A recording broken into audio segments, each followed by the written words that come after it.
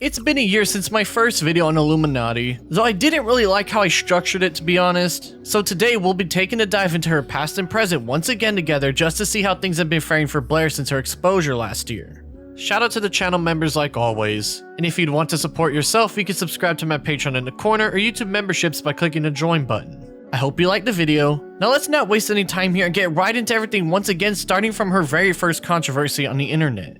Blair got her start on YouTube making Reddit reader type videos before moving on to her more company based content you see today. Most traces of those videos are long gone, but during this era she would get into her first controversy, that being when she called out two channels called Misery Box and r/for apparently copying her. The Misery Box situation is virtually gone from the internet as the video was privated, with only miscellaneous comments and her making reference to them on her Reddit and Twitter accounts giving people an idea of what went down. The r/ situation, however, does have some evidence left behind. They make an old YouTube community post talking about how someone was accusing them of subbotting, where they show that the growth has been completely natural, albeit very substantial during that time period. They go on to say that they get 86% of their views from YouTube recommending their videos to people, that their Discord server is also getting huge growth so it can't be them botting, and that Blair apparently said it was fishy to get 5 subscribers in an hour before going on about why some people might think he's botting because of luck and skill. They would say that botting is stupid and reckless because it could get you banned, before anything's off with a typical thank you statement for sticking by and a quick screenshot of their stats to see that everything falls in line correctly. From what I've read and heard is that Blair also allegedly claimed that r/ swatted her as well, but I can't find any screenshots relating to that, so take that claim with a grain of salt. Blair used to also work with the live streamer Naughtii at one point in time, both behind the scenes as someone with access to the channel itself, and even appearing in a couple videos with him as well. This would be short-lived as one day she would end up deleting a handful of miscellaneous videos off his channel without warning, only leaving a vague Discord message about parting ways and Naughtii responding as such, thinking it was just a friend moving on in life. He would then find out his videos were gone and put the pieces together behind the scenes before launching up a live stream on July 4th, 2019 to explain the whole mess to his viewers. He would open up and explain that not only did she delete public videos but also private ones too because she planned on suing Keemstar and she didn't want those videos around anymore. Yeah, some of them were privated as per Blair's request a couple months ago when she was going to sue Keemstar for saying she had an STD. So I cooperated and I privated the videos, but before she left, she deleted the private videos too. So that... It turns out the reason she deleted the videos in the first place was because someone made a fat joke not to her, but to someone else that Naughtii worked with that she met up in real life, and it struck a nerve with her for some reason. She had met up with Real Talk and some fans of mine and fans of hers too. I'm not going to sit there and... You know, obviously she got 100,000 subs for a reason, and they met in Las Vegas. Her, one of my news team guys, Rico at the time, and they wanted to put me in a room. Real Talk was there and thank me. And so how they did it is we all went into the news chat room where all the other members were, and you know we kind of said hello, and. I guess Rico said it, and for reasons that I'm not quite sure to this day, the Vault kept repeating over and over again, God, Rico, you're fat. And then that was kind of uncomfortable and funny, and Real Talk cackled as loud as he could. And then like 5 minutes would pass, he would go, Jesus, Rico, you're really, really fat. And it was, I got to be honest with you, it was kind of uncomfortable, you know, but it was funny. You know, it was funny. And he kept saying, I don't remember if I told him. I definitely said something afterwards, like, Jesus, what's the matter with you? Tommy will talk some more about the finer details as a bunch of random people started some drama over this, and mentions that when they got into a voice chat together to talk about it, she was hostile to him and made a threat that ended up with her deleting his videos. Going to VC about it, and she was very hostile to me. Like, the only way I can take it, and I'm pretty sure, like, I don't know, I think she was just trying to I just took it at the time like she's trying to get me to do something. She said that she suggested that I should do something about it. And I just like, what do you want me to do? Everybody's an adult here. I can't tell people not to make fun of him. Like, that's kind of ridiculous, you know?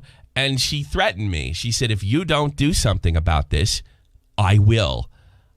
And I was like, whoa, because her whole like speech pattern was just completely different than what I was used to. I felt like I was like in the principal's office or something. And I go, Blair, what are you going to do? And she sharply replied, I'm going to kick Dr. Zhivago out of my server.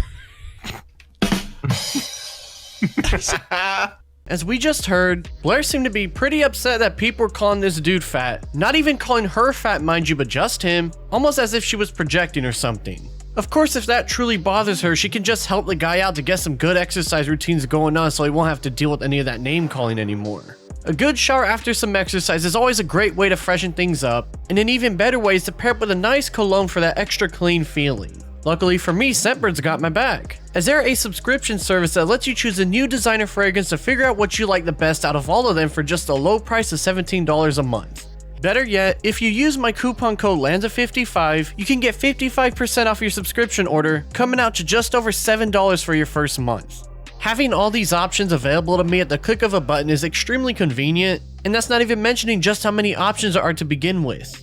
They have over 700 organic perfumes and colognes to choose from, including a multitude of unisex products to keep your options fresh and varied. These designer brands range from more mainstream names like Blue Atlas, True Western, and Montale Paris, but they also have a selection of more niche labels such as Mancera Paris and JUS for those wanting to dig deeper into their options. Each fragrance comes with a bag to keep the vial safe, and even a magnetic case for an extra layer of protection.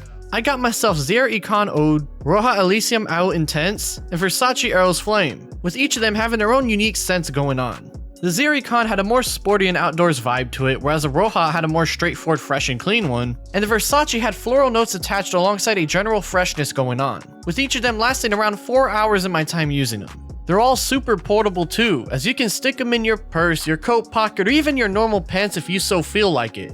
If you're to ask me, I personally prefer the Roja the most of the three, as I'm a sucker for the more straightforward fresh vibes it gives off, as it reminds me of the ocean waters in the middle of the sea on some cruises I've been on before years back. I'm already out of the Versace and Roja since I've gotten them and plan to get different ones to see what else there is to offer, so make sure to experiment yourself to find a perfect fragrance to match your style just like I'm doing right now. Remember to use code LANZA55 below for 55% off your subscription order for your first month. Thank you to Scentbird for sponsoring today's video, and again, make sure to use code LANZA55 to get in on this great deal as soon as you can. It turned into a situation where Blair was mad that people were talking about the situation in her own Discord server and wanted Tommy to stop it in his server as it started there, basically her trying to police the internet in whatever way she could. Also, that video clip and the message in that screenshot that I showed you, this is the full context of it right here. That's a lot of money, I guess, for a person of color. Better watch your back, keep your people in control. Better YouTuber. Yeah, f you, I'll do what I want. So Blair was already annoyed, and when someone made that donation, she thought they were throwing shade at her and it irked her the wrong way, so she deleted the videos in a petty revenge scheme. This was a very, very petty situation involving a control freak trying to enact her will upon others in any way she could, and since Tommy wasn't listening to her, she deleted the videos not only as a power move, but to also cover her ass when she would sue Keemstar. Blair also tried to blame the video deletions on another member too, showing that she knew what she was doing was wrong, alongside a message to someone about now having to protect her own Discord server due to the impending livestream, and telling her members that a Tommy C associate made fun of her miscarriage when it had never been a talking point at all, and that is a pretty unsubstantiated claim that never went beyond that. Just 4 days later on July 8th, Tommy would upload another livestream, this time showing that Blair had been involved with false striking other YouTube channels. The first piece of evidence would be between someone asking another person what she told them, in which they would respond that Blair told them their art was being used in their video and that after talking about it with their friends, only then did they strike the video down. While not directly doing it herself, she did warn the artist about it, so this screenshot at the very worst is just sketchy but nothing too bad yet. However, she would also go to another person and imply the same exact thing to them in a video ironically titled trying to goad Blair into false striking it down. Suddenly, it became clear that Blair had a vendetta against these people and was trying to convince anyone whose content was used to get them to do her bidding for her, which is reminiscent of the situation with Tommy C where she was trying to control him to get his Discord server to stop talking about things. That would be confirmed further as the DMs between the artist and Blair would leak out, showing that she indeed planted the thought in their head that they could strike it down by stating that if they gave them permission or not to use their art. So while the artist did indeed come to the conclusion when talking with their own friends to false strike it, it was Blair who was going after them in the first place and doing these mind games intentionally through other people as seen by the second DM and the heavy implications it held. I won't lie, it's some smart manipulation coming from her, so I gotta say I'm pretty impressed, but once the DMs leaked out, it was pretty easy to put together a proper story on how she likes to operate.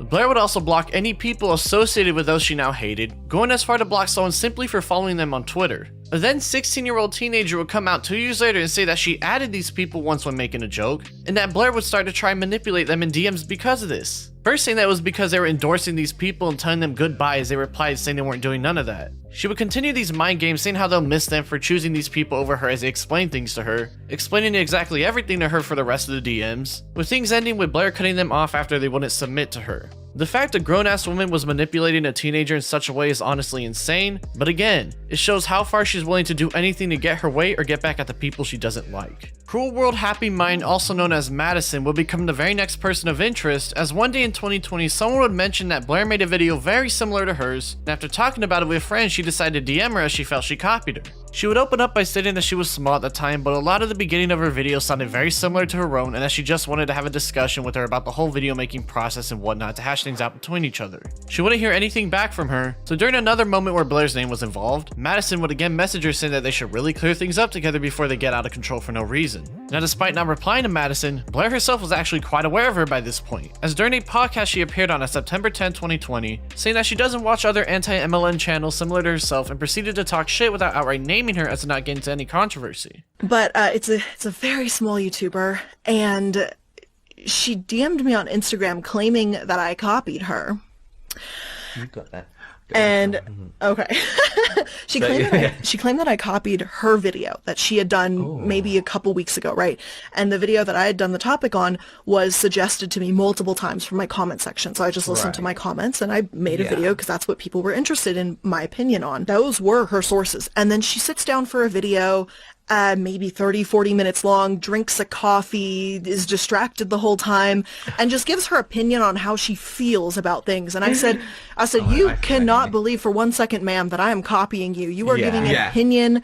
I don't do that. And she even admitted, well, kind of, that she was restructuring her channel to kind of mock my own channel. So I was like, so you're taking my formula, essentially, like, you're looking at how I outline my videos, you're trying to replicate that, and then when I cover a topic that you've already covered, I guess, then you say that I'm copying you. But I was like, honey, I've been doing the same thing. Like, that's not my fault. Yeah. and then she deleted the DM after a couple days, but I kept the screenshot. Yeah. And I was like, I will remember this. I won't say anything, but I'll remember it. Madison will message Blair one last time after learning about this podcast to again try to talk everything out and apologizing if she sounded mad or harsh or rude in the initial DM she sent way back, again stating she just wants to talk it out between each other and let bygones be bygones. Along with that would be a YouTube video in which she talked about what was going on, in which she shows that another YouTuber by the name of Kimberly had her own situation with Blair, and an unknown Discord message claiming that Blair was trying to turn them and other people against her for what seemed to be no reason other than pure malice. Instead of messaging Madison back at any of the 3 points in time, Blair make a bitchy tweet saying she loves doing debunking streams on February 7, 2021, implying exactly what she's about to do.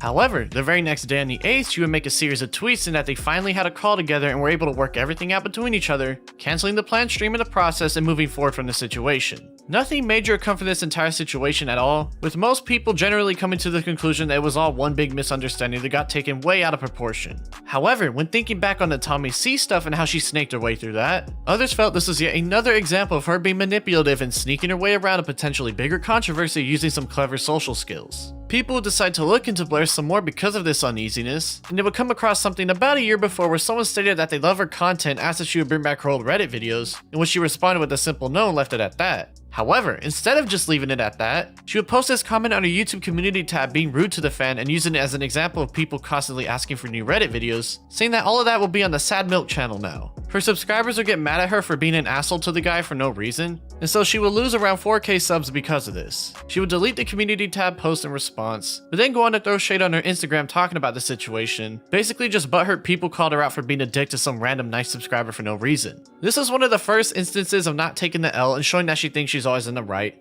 and that will become very apparent as the future progressed. There was also a situation involving an artist that drew her pyramid character in a risque way, in which Blair would go onto Twitter and mention them by name, stating that she was very upset they drew her character in such a way despite making it known she doesn't like that at all. She would reference that they did it on their own accord without even asking her to when replying to people about the situation, meaning this artist must have invaded her privacy pretty hard. People find the art piece in question, which showed an innocent enough drawing at first, and the oh so serious invasion of privacy was a slightly more provocative version showing her character in a one-piece bathing suit. This is what Blair threw a fit over, and in doing so, the artist will end up getting mass supported by her fans for drawing one of the most tamest pieces of fan art that's ever been drawn before. I understand not liking if people draw your character a certain way, but there comes a point in time where you kinda have to accept it as a content creator, otherwise people will troll you by drawing more artwork like that and an endless cycle will start. This is one of the more egregious examples of her controlling and manipulative nature, because Blair could have easily just messaged the artist and asked them to take it down, but instead she set her fans their way and got them banned off Twitter in the process, and as far as I can tell they've since been gone from the internet.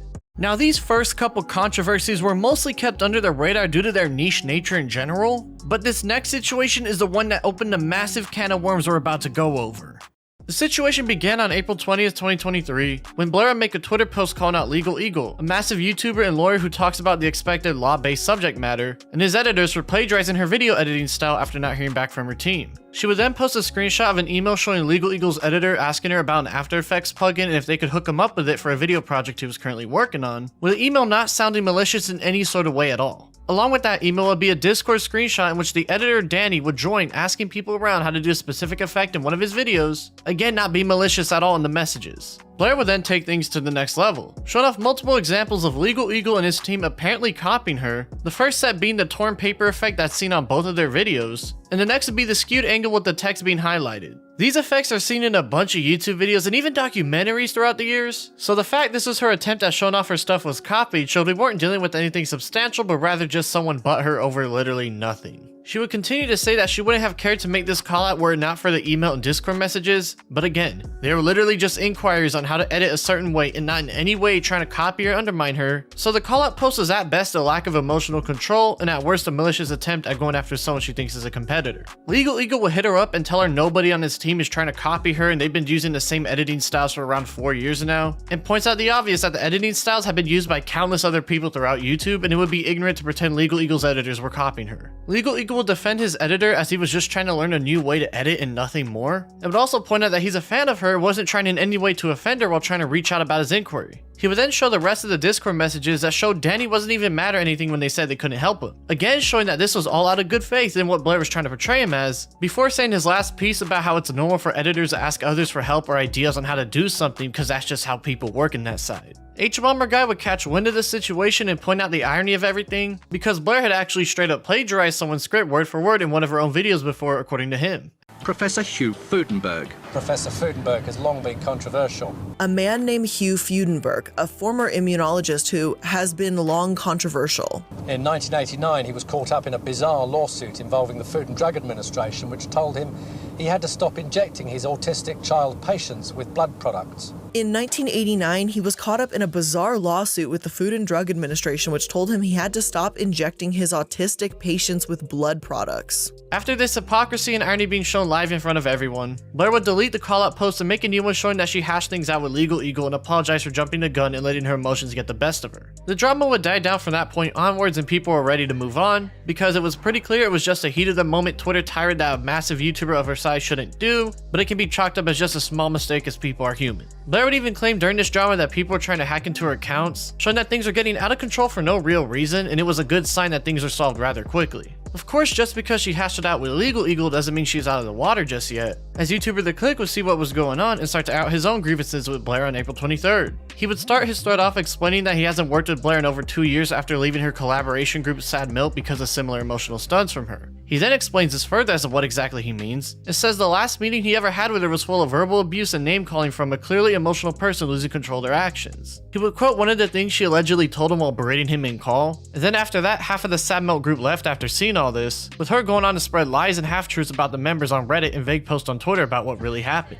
Blake would claim that Blair would spread rumors around and get people to turn on you, and even work with people that don't like you because they have a common enemy in mind. When people start to question Blair and ask if she was the problem, she would bring up decades-old content to try to get them to be quiet, with Click explaining that a lot of what he said when he was a teenager is stuff that wouldn't fly in today's world, but he's owned up to it like a mature adult. He would say despite this, she would use it to hold it over their head to make him feel bad, basically trying to downplay any apology they make in the future because she doesn't like him. He speculates it could have been an attempt to get people to believe it was poor behavior for why he was kicked, and then says she likes to pull off some petty stuff like that just for the hell of it. The Click gives an example that one time when someone commented they were glad he was gone, they got ratioed because people didn't like what he said, but Blair would delete those comments so that the original hate post against him would look fine compared to everything else. He would then say that Blair outright tried to take control of his Discord server after his surpassed hers and started up drama doing that, eventually giving him an ultimatum to fire his staff or get fired from Sad Milk. He says he was still new to YouTube and felt extreme pressure because he didn't want to lose any connections or anything like that, and that his team after this will look behind her shoulders all the time in case she tried to pull anything off. He says that nobody talks about this because they feared she had alt accounts that would try to ruin their careers in case they brought it up, before ending his thread off expressing his disappointment that she hasn't changed at all. Another former member named Wonderstruck would come out with his own experience, saying that Blair indeed acts the way that Chris was saying. He would state that during his time as an editor for Sad Milk, Blair was poor at keeping direction and making everything about herself, going on to say how he would work his damnedest to make sure everything was good, even skipping out on Christmas because an editor she hired messed up and didn't even get a proper show of appreciation from her,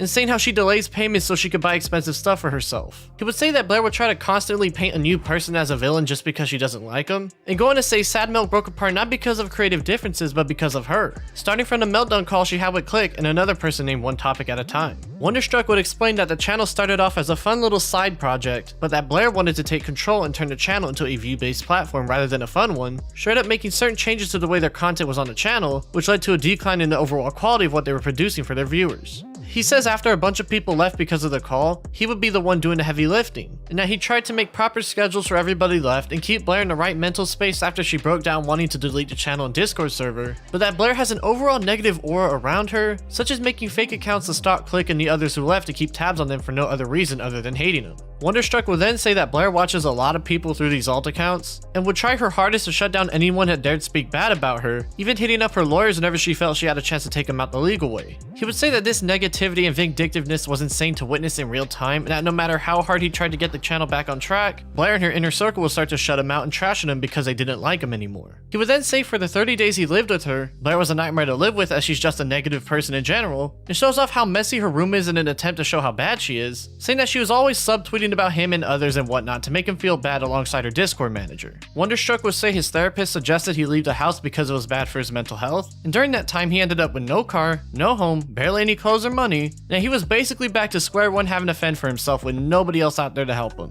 He would say that she even threw away his YouTube play button once he left, and that he spent the last 2 years of his life rebuilding from scratch after this awful experience being around her. He would end things off saying he's happy that her past is finally catching up to her and that he's not afraid of her no more, and would apologize for making the thread so long as he moved on from everything. Another former member named Media would come out and go on to explain his side of everything, saying that during the whole Sad Milk project, Blair was the main person controlling the channel because of her lack of personality, and that control led to a defensive aura whenever people try to assist her or give her ideas on what to do. He would say that Blair is indeed the aggressor almost all the time, and that she rarely publicly apologizes whenever she screws up, instead doing so privately as she once told him publicly admitting fault makes her look stupid and weak. She would then block people, silence detractors, delete comments, and basically try to force things to slow down to prevent any more interaction, saying how at Sad Milk she would blacklist former collaborators, yet manually approve hate comments about them to make them look bad, and that she's apparently been at this practice for over 4 years now. Oz would say that she would confront people through him rather than herself, making him her frontman so to speak, and that their relationship thrived off this spokesman-like way they went about talking to each other. He would say he knew what he was doing was wrong but kept it up, even moving in with Blair at one point in Colorado, and that she was always talking about these people trying to plot against her, saying that he felt it was his responsibility as a friend to try and protect her because she seemed to be treated bad. He says this all led to backstabbing and whatnot in his own personal life because of the way Blair acts, being forced to choose her side that while she and her staff appreciated, he felt he did everyone else around him dirty and had massive regrets about it to this day. He says he did all this because he trusted Blair as a friend, but in hindsight he was just being used by a paranoid person that tried to shut down anybody she didn't like. He would say to Blair herself that she hurt him through all this and then ask her to just own up to everything and apologize for how she's acted and admit her fault where she needs to. Another former Sad Milk member named One Topic would also talk about their time there, saying that everything started off cool but ended up being super stressful for him, going on about the beginnings and their future content ideas and how it started off so happily between everyone. He would talk more how this was a new thing for him and how money was low at first on YouTube, and again talks about how it started off great, basically going on and on about the beginning of the channel and how it was happy and all that and how everyone had each other's backs, naming an instance when the Click got his channel wrongfully terminated on YouTube and how they all worked together to get it back. He would talk more about his personal hardships trying to run the channel and do his real job, and despite the hard work they were still happy to do it all together. One Topic would then start to talk about the tipping point, saying it was a combination of things like different time zones and people not being able to make time for the channel as they had their IRL stuff to worry about, and that when arguments would start to happen he'd always try to find a middle ground and fix it up before things would get out of control. These arguments would fracture the group and things would break down, with it affecting his mental health along with many others as they started to split apart. He would learn about Blair starting up all these rumors and how it hurt to see that happening, with everyone staying silent and hoping things would die down but wouldn't due to Blair, ended it off saying he had no interest in participating in drama after the fall of Sad Milk, but that it is what it is at this point. While One Topic's statement can be summed up as, Sad Milk fell apart but I didn't think Blair would spread these rumors, it was Click, Wonderstruck, and Oz's statements that were sticking with people the most. Click was clearly trying to point out that Blair has a history of being abusive and extremely vindictive. Wonderstruck had this general bad experience his time around her and added to all that. And Oz pointed out in detail just how bad she is in retrospect, with that picture of the room giving the people the idea that Blair is so hateful she'd rather try to ruin someone's life than clean her own house. This was very interesting to see, because while there's always been this weird sort of vibe to her, seeing a bunch of people that have worked close with her in the past come out and explain their experience with her was something no one was expecting. There wasn't any hard evidence to support these claims, mind you, but when you see a YouTuber with over 1 million views speak about this, it would be stupid of him and the others to outright lie about Blair. To be honest, I wasn't expecting anything to come from these tweets, so I just moved on. But much to my surprise, Blair would upload a 43-minute video going over all this, so let's see what's up together and see what she has to say. Blair would open up the video and explain why it's being made, then apologize for the legal ego situation as her getting caught up in the heat of the moment in the first 3.5 minutes. Everything starts off fine enough, and even her section on the plagiarism claims from Hbomberguy was good, as she shows that she did indeed list the documentary as a source of hers, she just didn't do a good job at making it clear in the video itself. When you go to my sourcing page for this particular episode, you can also see that the documentary is listed as a source. It has been 3 years since I posted this episode, and I've been really grateful to be able to continually learn and grow with time. Since then, I have learned to be much more overt and obvious with citations, something that may not have been perfectly clear to me 3 years ago. I apologize for the oversight of not making that quote more clear. She would go on to explain this is her trying to not have a bunch of words on the screen, and it makes sense because a lot of people do this. They'll take little bits and pieces and put it in their video and have the sources in the link below. Blair would then get into the sad milk situation, explaining that it was just a collaborative channel with friends that could mess around and have a good time making Reddit reaction videos. Things would start to go south with money issues popping up when paying the editors, with Blair showing that other members weren't paying on time or were taking more work to not pay one at all, and she had to front the money in the meantime, which was troublesome for her to deal with, and started to build a negative aura around the project. She even shows there was a change in the contract between them where she would get 5% extra of the money due to taking on extra duties than the rest of the group members, and then gives context to the meeting Click had when she was yelling at someone. Something the Click brought up in his Twitter thread was that I was angry and yelled in a meeting, but what he didn't share was the context of that meeting. As I've previously stated, the scheduling and money issues had been an ongoing problem. In the meeting that he vaguely references on Twitter, this is what actually happened. I had become more and more frustrated about how I was doing all of the work, I was doing all of the maintenance, and then I was also having to financially foot the bill to the project. As I said, it was burning me out pretty quickly, and I was thinking about leaving the group. Oz Media suggested that he try to run the meeting and I not attend, and I agreed. But One Topic and Click were very insistent that I be there, even though I said I was not ready to talk and I needed more time. So when I entered the call, I tried to let everyone know that I was uncomfortable with having this conversation and I was not ready to have it. Again, I would like to point out that at this point in time, these were still my friends. These were people that I liked and cared about. Letting your friends know, hey, I'm not okay right now, I'm really stressed and hurt, while you all get to stream, I still have to pick up the pieces to keep this channel going, is a really difficult conversation to have. Before the meeting started, I was told that if I didn't show up, that they would not have the conversation with me and everything would just stagnate. So I tried to put the channel and my friends' needs above my own. Reluctantly, I joined the conversation, and as I was speaking, One Topic talked over me, and out of frustration of this happening yet again, I raised my voice and said, "Can you shut up and let me talk for once?" And he left the call, and that's the last time I ever spoke with him. She would go on to apologize for lashing out in such a negative way before talking about the Click himself.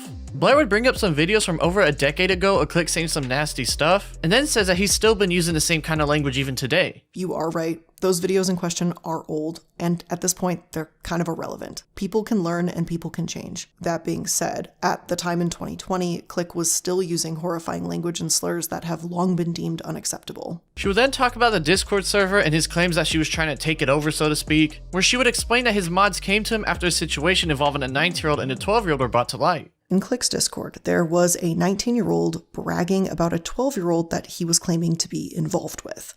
A moderator reached out to get more information on this situation. This 19-year-old then reiterates, and I am directly quoting this here, "I talked with my therapist about it, even too, and he told me as long as I don't touch her, it's okay." Click and his team did not pursue any immediate action to ban, restrict, or report this individual.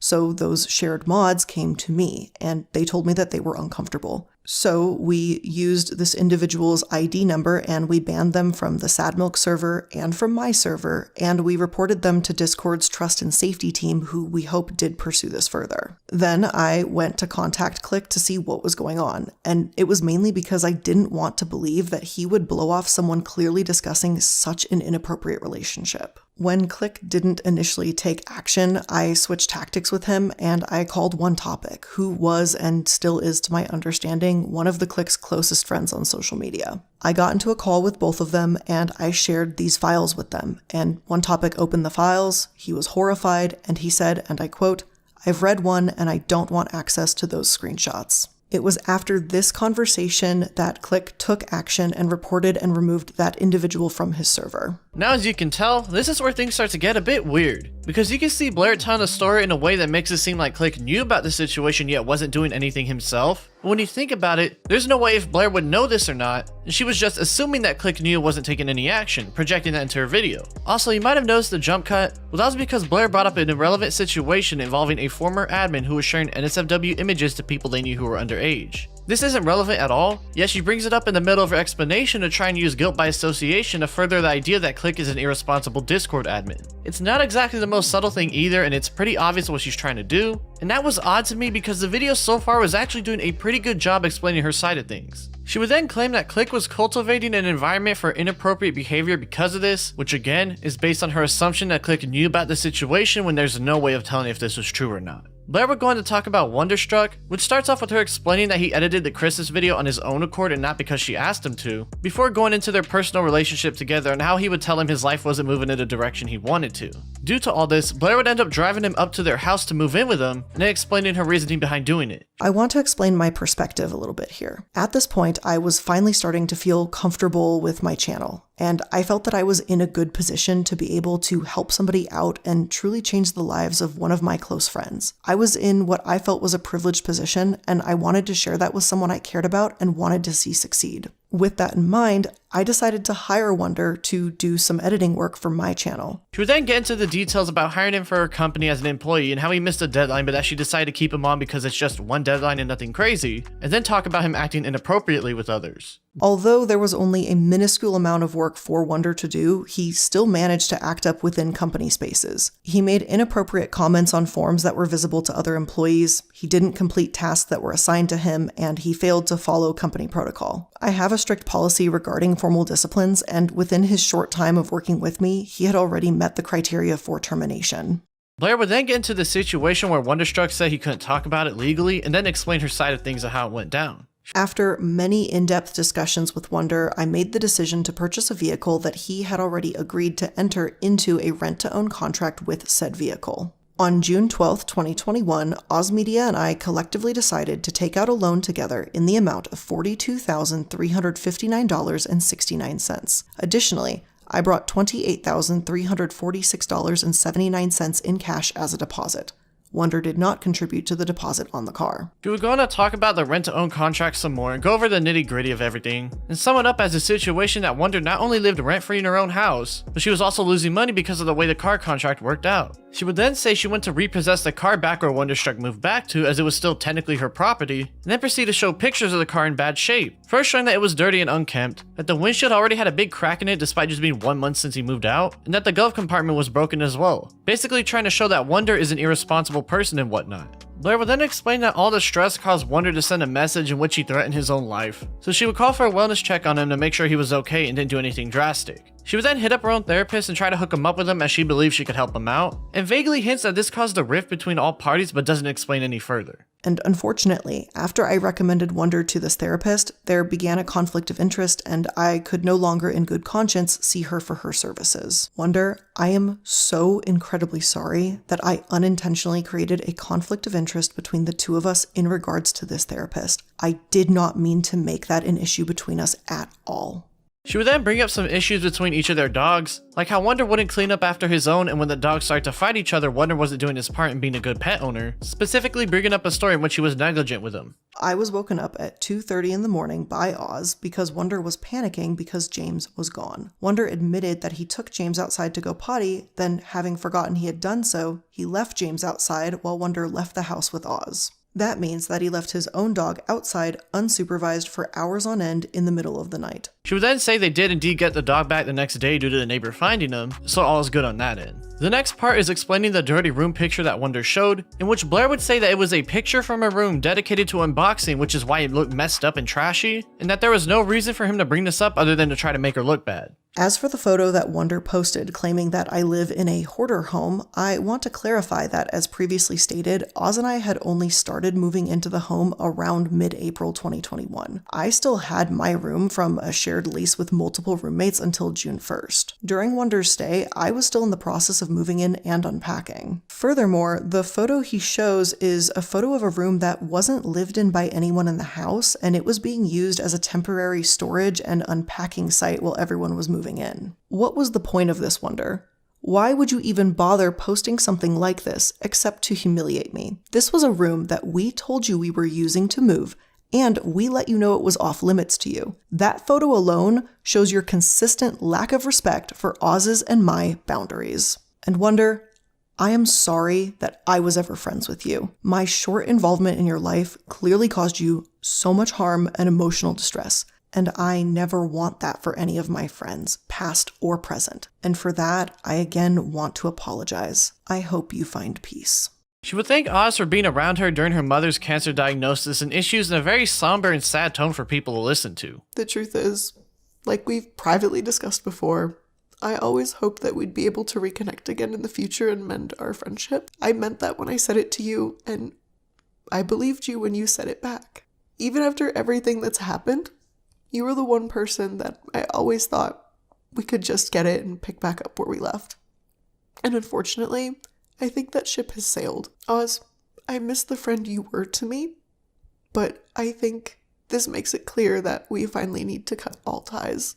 The rest of the video is her concluding everything as the video would end off, giving a final apology to her audience for what has happened. As y'all saw, the section with Wonderstruck had a lot of very personal and nuanced stuff going around, such as the rent-to-own situation with the car. I understand her reasoning as to why she felt that way toward the car and whatnot, because she did take out the money herself and it was technically her property, yet the part where she starts to chastise him because the car was in an unsavory shape is a very narrow way of going about it. The car being dirty and having a broken windshield have their own stories to be told. Maybe Wonder hadn't cleaned up that day yet, or maybe a rock hit the windshield and needed fixing. So for her to paint this as if Wonder is downright reckless is wrong, because she doesn't know why things are the way they are. She just assumes it's because Wonder is a bad person and reckless, and projects that assumption onto her audience in the video. The part where Blair shows Wonder's mental breakdown now is also just really poor. I understand the concept of showing things for context, I do it all the time, but given it's such a personal situation, it shouldn't have been shown to people. At that, it feels like this is her again trying to paint Wonder as a mentally unstable person. Given the whole tone of this specific section about him, it just feels really damn weird. That's not to mention the dog stuff, which to be frank, nobody really cares about, and it just comes off as yet another private thing brought up to try and make Wonder look bad.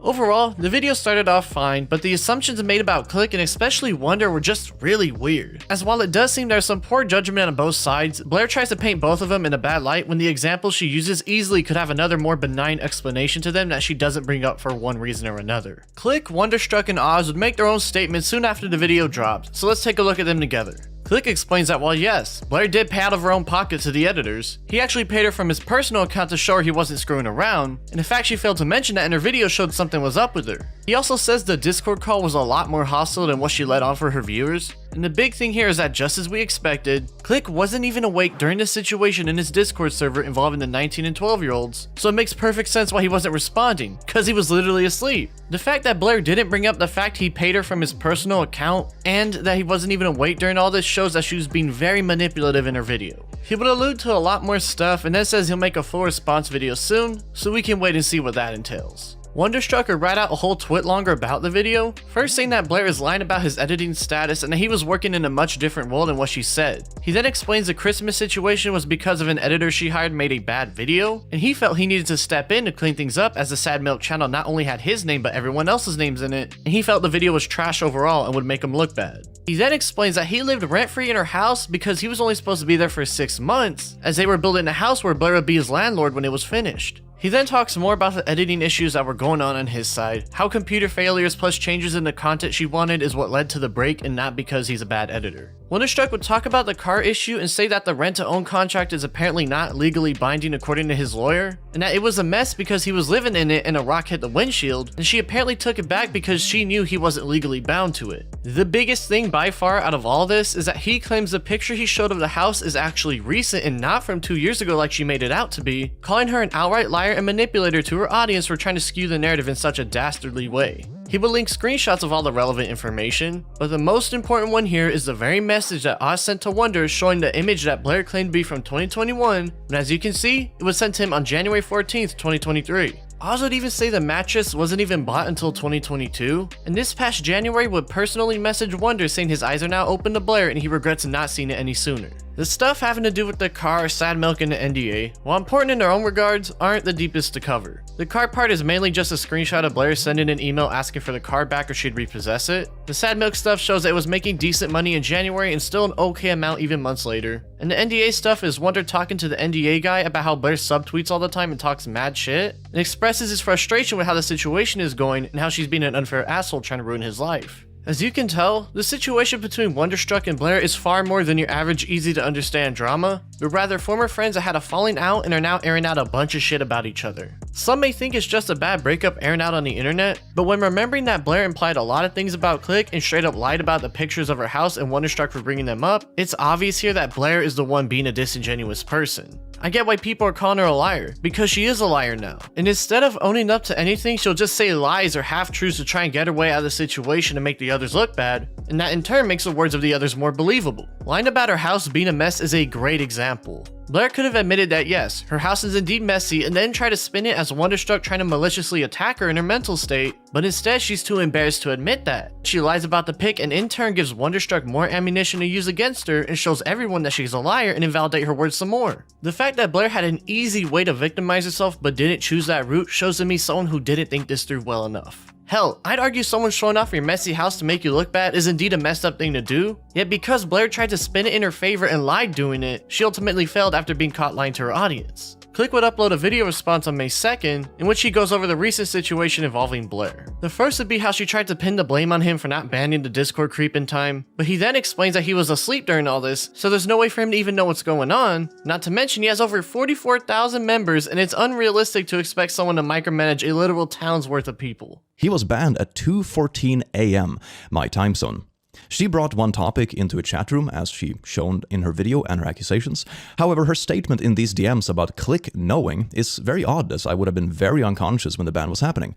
She might be referring to me knowing by the time I woke up, but the fact remains I wasn't there, nor did I endorse this random creep. Our server alone has 44,000 members and almost 3,000 bans. It is a well-known fact that Discord has real problems when it comes to exploitative individuals and communities using their platform. We as creators do our best to clean this up as well as the platform teams.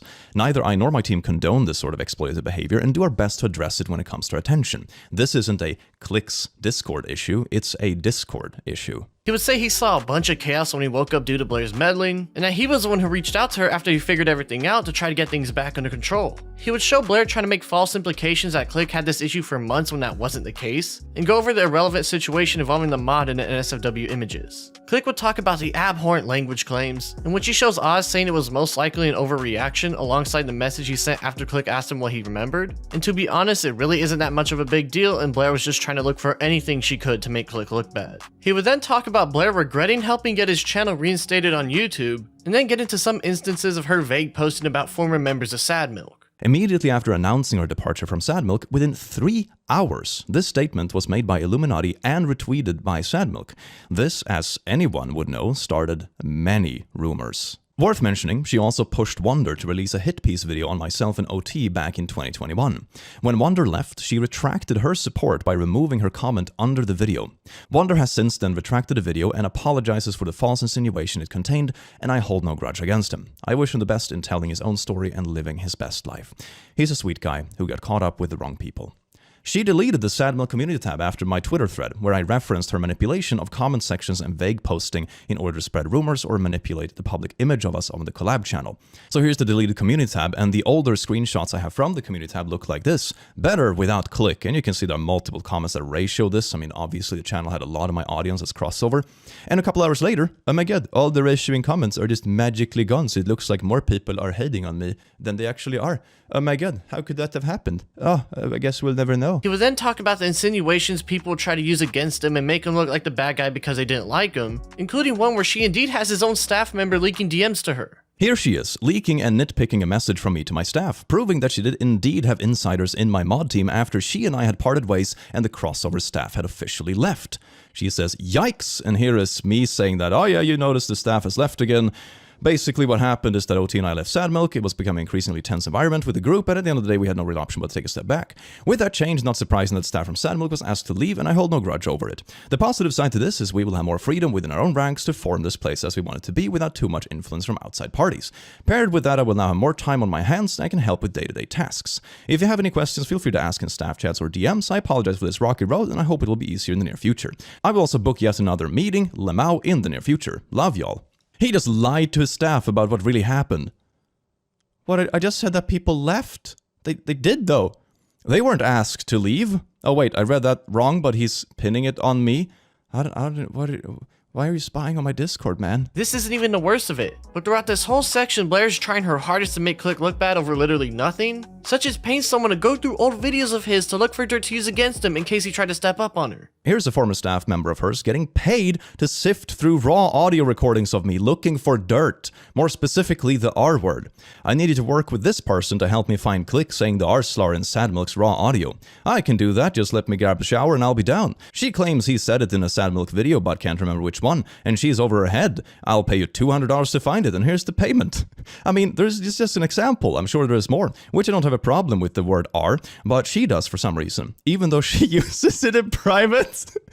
Click would then go over the biggest piece of evidence on the video, that being Blair making alt accounts to paint Sad Milk in a bad light, and on Twitter to just harass and start rumors against the people she doesn't like anymore. And she says, 16 seconds, the alt account is gonna love this. In the next screenshot, you can see her writing out a draft. I saw in the Sad Milk announcement of all the milkmen. Now I'm seeing the comments. We all agree it's obviously not on good terms. Blair tweeting about being stabbed in the back, etc., etc.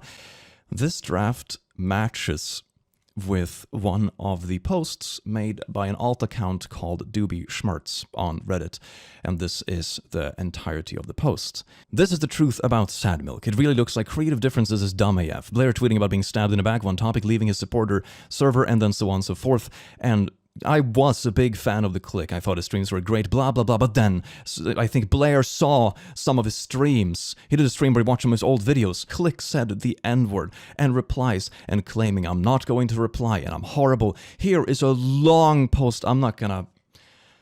You can pause it if you want to read the whole thing. I don't want to. Here is the same account, Doobie Schmertz, on Twitter. This was an account I remember distinctly from 2020, 2021 that was relentlessly harassing myself, my friends, my colleagues, my streaming colleagues, past colleagues, ex-Sad Milk members, community members, you name it. You name it. At the time, I wrote it off as a disgruntled troll with a little bit too much time on their hands and tried my best to ignore it. This was Blair all along. She was making alt accounts to spread her stuff because she probably knows deep down inside that the stuff she was digging up on me and all the stuff she was doing was so petty that she could never actually make a public statement of it. So she did this just to get back at an ex-colleague. That was just a small piece of the section in his video, but it's very obvious that Blair hates Click that much she wanted to harass and ruin his career simply because they don't like each other anymore. He would even show a screenshot of Oz begging Claire to stop this harassment, and end things off talking about the Wonderstruck situation and wishes that Blair would stop harassing people and slandering their names like she's been doing for so many years. On May 11th, Wonderstruck would release his response video about the situation, a whole 1.5 hour dive into his experience with Blair starting from the very beginning when they first met. A lot of stuff that is said is stuff we already know about, but hearing it from one of the main people involved adds a lot more credibility to what's been going on. He would introduce the entire situation at hand before getting into the nitty-gritty, saying how during that Sad Milk call, Blair was the one who was raising the stakes and being the aggressor, which led to members leaving soon after and Wonder backing up Blair on a total lie. During this call, Blair began to become highly irritable and raised tensions where they did not need to be raised. I'd like to clarify that OT did not speak over her out of disrespect, but out of a minor Discord delay, to which she said, and I quote, "Shut the f up and let me talk for once." I remember it clearly. It was very nasty, and it was the first fatal blow to Sadmilk and the events that transpired and led up to today. OT departed in the following days. After this, Click departed from Sadmilk as well. Audience members grew confused about this, so she took to Reddit to falsify a narrative which you can read on screen. I joined in as well on this. I explained how those who departed did not help us in numerous ways, and that it all fell onto us. I'd like to point out that I directly lied on this post. Click, One Topic, and the others did in fact assist in Sadmilk greatly, but they were growing increasingly frustrated and burnt out as what had started as a fun project of friends had turned into a content farm. He was going to explain that despite his real life struggles at the time, he always did his part to make sure Sadmilk ran and he paid his dues, including skipping out on meals just to show how dedicated to the project he was. Alongside that would be him pointing out a glaring contradiction when trying to smear Click for saying a bad word, showing she's done it herself. When those videos surfaced, it wasn't really all that shocking to me, as Oz Media and I had actually talked about how Click had been using the R slur while we played games together. Wonder would then go on about the situation where he edited out a Sadmilk video on his own terms and gives a little context from his side, talking about how the editor that was hired was garbage, and that he did indeed do what he needed to do in order to keep the quality of the channel up to par. We either let down the audience and post a very scuffed video that would exhibit a lack of care for the content we were making, which was not ideal given we had just lost half our members. We delay the video, which ties in with the first issue as our Christmas Eve video, which would either get out the 26th or the 27th at the earliest due to our available editors. Or we scrap the video, which leaves Blair out of money regardless, but now we have also wasted an entire trip visiting another state, and there are a bunch of expenses that can't qualify as a tax write-off. I'd like to add that no, Blair did not directly asked me to make this rework. However, Blair had made it clear in the last few months, especially when Click and OT left, that she felt she had no help with the channel, that she felt the responsibility fell onto her. This was me helping her. Not just her, but a project I dearly cared about. He would also talk about how he was getting late payments from his work on Sadmilk, such as getting paid on the 1st and 29th of January but not the 15th, unlike how his contract was written up to be paid every other week. It explains that he wasn't suffering in Austin, Texas despite how Blair painted it out in her video, but it was everyday annoyances that everyone deals with that he was talking about with Blair. Like, I'm gonna maybe go get some groceries today. You gotta wait like 5 hours in line behind rows and rows of traffic. You wanna go to the park, you gotta drop like $15 just to touch grass because you gotta pay for parking. As for my roommates, I only had one roommate, and he's one of my best friends who I would do literally anything for. Have I gotten annoyed with him? Yes. Who hasn't been annoyed with any friend in their life? I'm sure I've done plenty of things to piss him off. Is he a terrible person? Never in a million years, so I don't know why this is even really being brought up. He even goes on to explain he never had major issues with the car either, which again is a complete opposite of how Blair painted it out in her video. I have never had one maintenance issue on that car. In fact, my brother still owns the car to this day. Wonder would go on to show that the trip he took to Blair's wasn't specifically to discuss him moving in with her in the future. It was actually for a planned Sadmilk segment that they did together, along with showing proof of that with the dates being very close to each other as seen on Twitter and the plane tickets. She was also discussing of being a landlord of not just him, but also other members as well, with Wonder showing a screenshot of her looking at housing locations on Discord. Wonder would again talk about how he was only supposed to be at her house until the other was done being built, and Oz Media provides testimony that during this time, he wasn't given any work, but he tried to earn his keep by helping around the house among other things. I might be wrong on this, but you actively did try to like assist her with her the candle shop that she was just starting up, and I mean, she didn't like that, but you were actively trying to seek out and find work, so it's not like you were just like freeloading off of it. From my memory, you were trying to actually earn your keep. Wonder would go on to talk about how he was only employed there for 60 days, which is why he didn't use any of the benefits included, because he had more important things to figure out, like how to get around Colorado, and that visits to the doctor were the last thing on his mind. He would even show that after moving back to Austin, he was actually fired before the deadline on the current project he was working on, as it was delayed to August 2nd by a manager, and he was fired on July 30th before he could even finish it. He would go on to show further proof of his laptop corrupting on him during this time, which is why he was facing these deadline troubles to begin with, including the clip of how scuffed it was. Said in a statement that it was pleased with the ruling which would allow it to continue to use treatment. He would go further into the exact details, like how he flew all the way to Colorado just to get his computer set up to finish the project, showing that he wasn't slacking off, but that he did indeed try his hardest to get back on track. He would even talk about the supposed comment that would have gotten him immediately fired, and this was the only thing he could think of that would have been it. I reached out to Oz and I found the answer, and the comment I made was supposed to be grounds for termination. I'd like to reiterate that means a total loss of income to a person. This was along the lines of the comment that I made. If I could be an animal for a day, I would be a furry, and my favorite food would be ass. You can't make this up, man. Total loss of income. Wonder would go on to talk about how Blair would have been in control of every aspect of his life, including being her employee, the house rent, and the car rent. As they are all provided by one singular individual, Blair. She had a hand in every single aspect of my life, and at any moment she could take it away when she felt, which is exactly what happened. He would go on to show his confusion about how exactly the LSA that Blair's business provided works given the way it was written, and then starts to talk about the car situation. He said he was mostly kept in the dark about how everything was going, saying that the biggest input he had was choosing the seat colors, and how during all this Blair would brag about how she'd be able to retire at any moment because she was such a successful businesswoman and all that sort of stuff. During all this, he would try to keep busy, but given he wasn't getting any work, he started to feel like a burden and showed some messages talking about that with friends of his about his current state of affairs. Wonder would go on to explain he decided to move back to Austin and stay with his father due to this mental struggle, and that before he left, Blair made him sign that rent-to-own paper you've seen already, knowing his reasonings to leaving being to stay with his father. But before going, Blair had me sign her BMW contract she had been meaning to get to me for a while. She was fully aware of my intent to visit my father and stay a while, especially given that, again, I worked remotely. He would go on to show that he did indeed have insurance for the car, unlike how Blair was saying, and that he agreed to pay the depreciation value on the car now that he planned to move to Texas and it was technically not his property. He would ask for all the papers showing the legal amount he owes only to never get a response back, and then Blair would fly down to Austin to re-put a car despite him being in the middle of figuring out the exact amount he owed her. He explains the car being dirty and shows some more photos of it, going on to once again state he was basically living in it due to moving out of Colorado and couch surfing at his dad's whenever he could. Wonder would talk about his mental health struggles starting from adolescence to give the audience an understanding on how he as a person functions and how he goes about his daily life. This would culminate in his move to Colorado feeling like he's finally started to make a name for himself and move forward, only for that to go bad due to Blair's abusive and manipulative nature, and he would end up back in Austin just 2 months later.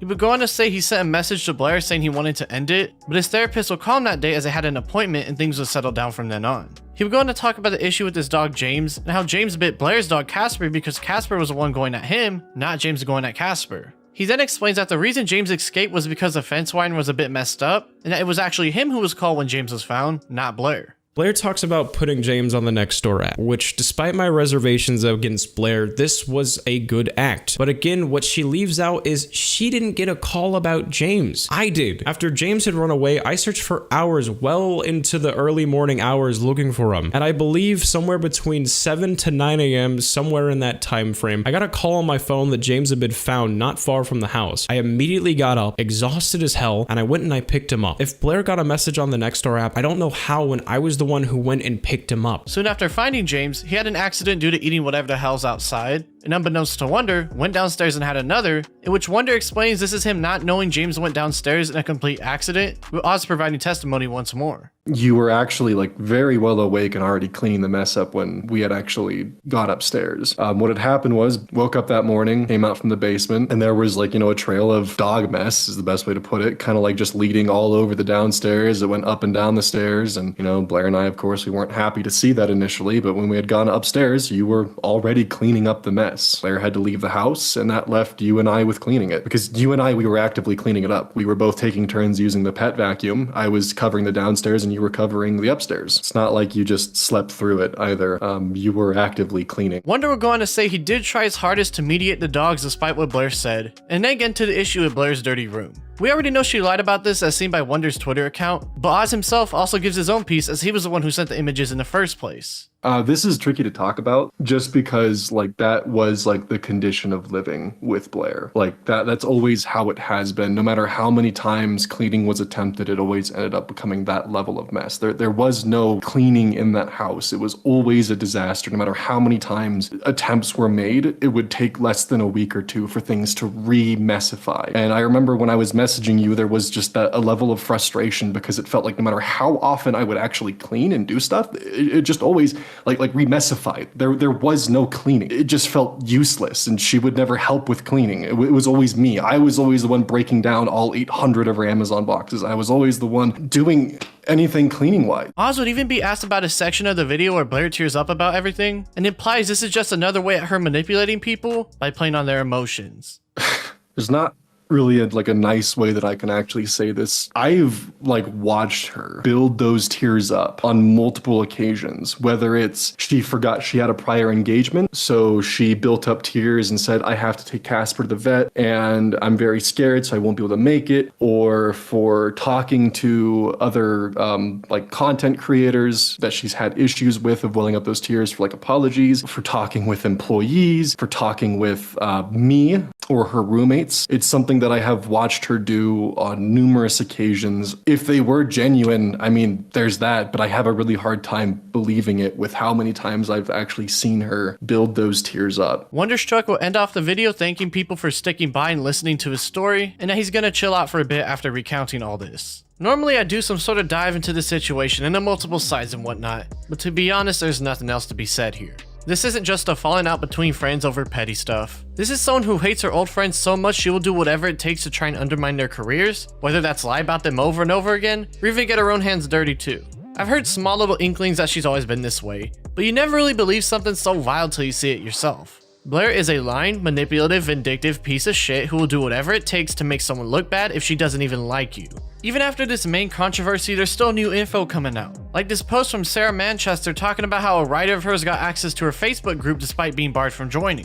You can see how her and an admin pointed this out specifically while they were talking to each other on what to do and they decided not to let him in, only for the writer to contact her through email and ask why he was denied access. Sarah would then tell him it's because they specifically work for Blair and don't want her to use their info as she has said bad things about him in the past, and don't want anything to do with her or any people that work with her basically. Despite knowing the exact reason why they weren't allowed in the group, the writer would eventually get access due to a mod not knowing who they are and was kicked within 2 hours, but they already got the info they needed, and soon enough it was used in a video of hers as seen by the source link below. It's not the biggest thing we've seen in this video, but it's shady stuff like this that adds more and more to this giant mess that is Blair's career. Blair has been trying to brute force her way out of this controversy by posting non-stop about whatever new topic her team makes, but the comments in that like to dislike ratio ain't looking too hot, and I don't blame people for acting out like this. And for those of y'all wondering, yes, she is indeed still deleting all the hate comments she comes across in order to get people to stop spreading the word around, and even privated her subreddit alongside it. Deleting comments has been her bread and butter for years whenever she gets in trouble, but this is only going to keep people commenting some more until they see justice, so let's see how long this goes on for. She's already lost around 100k subscribers since this, so only time will tell if she gets away with what she's done, or if it'll finally be the end of the Illuminaughtii YouTube channel.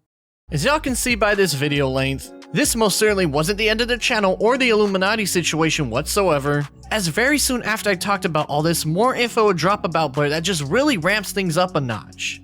Now, Madison herself hasn't seemed to mention the current controversy on any of her social medias, but it's safe to assume she's well aware of what's currently going on. Tommy C, on the other hand, has been on her ass since the Legal Eagle stuff started, and I don't really blame him at all given that she actively messed with his channel and easily could have done much worse if she was just a little more pissed off that very day she decided to delete his videos. Tommy would even post a video straight to Blair saying that despite what's going on, he feels bad for her because he truly felt they were friends at one point in time 4 years ago, saying that even though he does feel this way, she had this coming because she wouldn't have listened to any of his warnings, alongside general comments about his opinions on the subject matter. I take zero joy in seeing what happened to you. But you would have never listened to me. You would have never ever listened to me. I hope you don't hurt anybody else. I actually hope you recover. I really do. I'm not trying to display the bigger man here.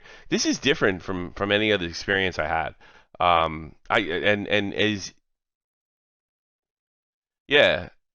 This is really different. Because all you ever had to do was just be honest and not so much tell the truth. I mean, I really can't tell the truth in every situation. Be captured by the enemy is give him social security number and your name and rank. I get that.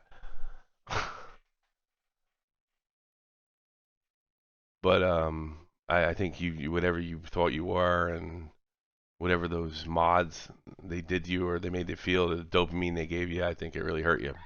I hope things work out for you. I mean that. I just hope you don't ever do that again. I hope if you get it back, you realize you probably don't have to operate like that. And it's okay if you never get back 100% of what you had before. The video's a bit ranty, but he does get his point across while giving people more personal insight about just how long she's been at this little game of hers, and how he saw everything from his point of view throughout the years. Soon after this news broke, her sponsor HelloFresh confirmed that they dropped her from their sponsor list on May 23rd, and her podcast members on the leftist mafia ended up dropping her on May 25th with a statement to boot. The allegations weren't good, and we couldn't really stand by without any sort of addressing of the situation on her end, but it just wasn't happening in the weeks that we gave her the chance to do it. So as of today, the leftist mafia is Mike Figueredo, David Dole, Ole, Lance, and me, Matt Binder. And that's it. The 5 of us. After posting a bunch of videos and avoiding the situation entirely, she would stop the barrage of uploads that her writers and editors made for her and post an official response to the entire situation in her Discord server on May 27th. She would say that she's aware of the false allegations made against her and she's looking into everything and gathering up all the evidence and facts so she can properly address it. She would then thank her fans for sticking by her and that she's confident the truth will prevail as she signs off. She would also post this to her Twitter and YouTube community tab as well, with that comment to like ratio getting spicier with every passing minute. Someone on Twitter would post that her Discord is doing whatever they can to suppress the information from spreading around, and later on that very day Wonderstruck would end up posting that Blair is threatening him with a cease and desist after he exposed her alongside many other people involved in the situation, and a couple days later on the 30th he would post an official GoFundMe for the legal fees. This situation has definitely taken a turn for the worst for Blair. I won't lie, I thought her and her team brute forcing the rest of her video catalog would work given that's how things usually go down whenever a popular creator does a massive fuck up like this, but that side of the internet is on her ass like hawks and it's pretty refreshing to see. Blair has to pull off some sort of M. Night Shyamalan type of plot twist if she wants to get herself out of this situation, because it is not looking good for her right now. It would only start to get worse from her as on June 2nd, 2023, One Topic would upload a video talking about her and the sad milk stuff for his wider audience to see. While most of it is more the same and him reminiscing in hindsight on his time in Sad Milk and working with Blair, he did show that after the group call he and Click were cool together in DMs, showing that the call indeed went well and that he stayed along just to make sure emotions didn't get out of control. He would talk more about the downfall of Sad Milk being mostly from Blair, saying how her antagonism was the main reason it fell apart and also that her framing of the downfall to begin with was dishonest and manipulative. Again, stuff we know about already, but hearing it in hindsight from yet another former member of the group really shows just how badly she was trying to push this narrative out to the public at first.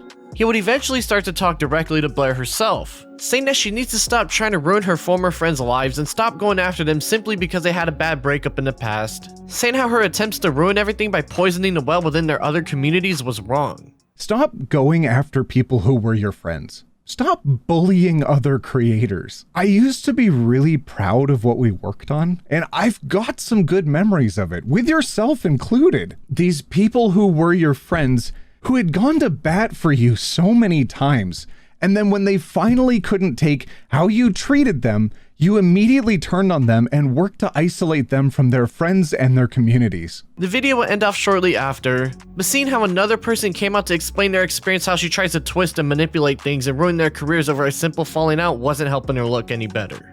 Things would start to get weird as on June 6th, Blair would send Oz Media a cease and desist despite him not making a video on his channel about her yet. It was likely due to the fact people used his screenshots in their own videos such as One Topic as you can see, but it was clear that her going after Oz legally meant there was more going on here, as it showed she was more concerned about him and his voice than multiple other people who have been making videos about her online. Where things start to get interesting again is people would find a very old review from her on a strip club reviewing website, a site that shows her admitting she used to be an on and off stripper back in the day. This would tie into old tweets from a former ex-boyfriend of hers named Azothan, as back in 2019 he will come out on Twitter and talk about how she used to threaten to lie about her guests in order to force more money out of them and that he should have known it was a red flag right then and there. He would say how it took him months of therapy to get over their toxic relationship in the reply down below. Given that 4 years later all this new stuff came out about her, it was very clear he wasn't bullshitting and was onto something way before the majority of the people online knew about her. People would also find out that he used to run a channel called r/Devil's Advocate on YouTube, and given that Blair was dominating the Reddit videos back in the day, he stopped uploading possibly due to fear of what she would do to his online career. It gets even more interesting, however, as Azothan actually talked about his whole situation with Blair on a live stream by YouTuber Augie RFC way back in 2019 when he came out with those tweets. While the stream isn't the most important, he does confirm they talked about this kind of stuff between each other throughout their on and off relationship. Oh, well, I mean, we had multiple conversations about her past activities. We dated on and off for about 3 years. So I know pretty much everything there is to know. At least I hope. While there's technically no proof and it's all just hearsay, the fact he said she was a stripper and people found out that was true later on down the line at least shows he was telling the truth about something, making the rest of his word believable in the process.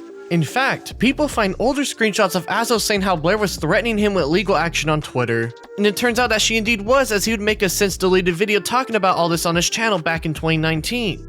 He would first go over an audio clip he recorded of her raging at him, a clip that especially in today's time frame makes her look extremely bad in the process. I have seen your f***ing Twitter and the bullshit you've been spewing on there. The harassment. You f***ing asshat. The abuse. Because God knows why, because you're bitter about a f***ing breakup because your cash cow f***ing left you. Like, fuck off! Just can't go on anymore. He would go on to talk about how she ended up finding out he recorded her and sent it to someone, going on a vague post about on Twitter how she needs to hire a lawyer sometime again soon. She would try to follow through with those threats and tell him right here to stay in his lane or she'll make it a real issue, even going on to threaten him with legal action through their own texts. Going on to tell a mod of hers about whatever he did was considered a low-tier felony and things would go to criminal court if she went through with the lawsuit. Azzo would prove they were close with each other as they're seen celebrating her passing up another YouTuber together in DMs. And he would post a handful of texts between each other that, while not really the most important stuff, as it's mainly just her threatening to sue him and her saying he's trying to cash grab off her name, she does eventually find out he recorded her without letting her know. But since his state is a one-party consent state, he doesn't have to tell her, so he's all good legally. Now Blair really, and I mean really, hated Azzo for recording her and saying all this stuff about her online. But where things get even more interesting is that around this time, he'd also get into a story about some Discord user named Cracker Snatcher who's trying to dox him online for a while now. Someone that he told Blair about at one point in time, as you can see by Cracker's text matching up with the full message in their DMs together before the breakup. Now one might think that somebody with such a massive online career would never interact with a doxer you know about or stoop down to their level, but Blair would end up getting into contact with the man right as they were beefing, causing Azzo to back off making the video at first in fear of his dox coming out by either of them. After discovering these two concerning facts, I messaged iilluminaughtii and left her a voicemail to let her know that I was backing off the idea of making this video at all, for fear of both my financial and physical safety. She would then go on to publicly brag about scaring me into silence with these actions. And this video is being made now due to her once again believing that she can try to inspire fear and compliance through threats, frivolous litigation, and intimidation. Now Azzo would actually upload parts of the call in a since deleted video on the channel, a call that is full of Blair verbally abusing the man simply because he said bad things about her on Twitter. Like one message after that, you go and you start posting shit on Twitter, and it just didn't make sense to me. Where did I say anything? I don't know why you did that. After the breakup. Huh? Where did I say anything? The first time I've said something is today. On Twitter, Blair. I've said nothing. I have seen your f***ing Twitter and the bullshit you've been spewing on there. So if you want to try me, Josh, okay? The thing she's mad about is this post right here, a vague post that doesn't even mention her by name at all. Yet she got so caught up in her feelings about this, she decided to get in a call just to tell him off to make herself feel better. While yes, Azzo did record their call without letting her know, he was legally able to do so, and it seemed that even though Blair was threatening legal stuff, she might have known this wouldn't work, hence her going to his attempted doxer for whatever reason she might have had.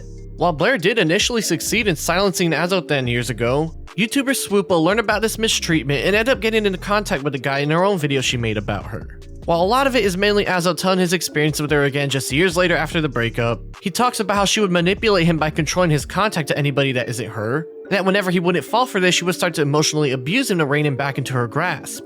He would also allege that Blair used the same phrasing of the words mediocre and a burden when talking bad about him in an unrecorded call together, a phrase that he used when he opened up to her about how he tried to end it all at one point in time in his life. The conversation will end with him talking about Wonderstruck's situation and how Blair carefully chooses her words to talk down and take advantage of vulnerable people in her life, giving Swoop full permission to use his messages in her video. Now this isn't your typical example of someone being verbally abusive on a basic level. This is some intense manipulation coming from someone who in recent times people barely realize just how deep the rabbit hole went.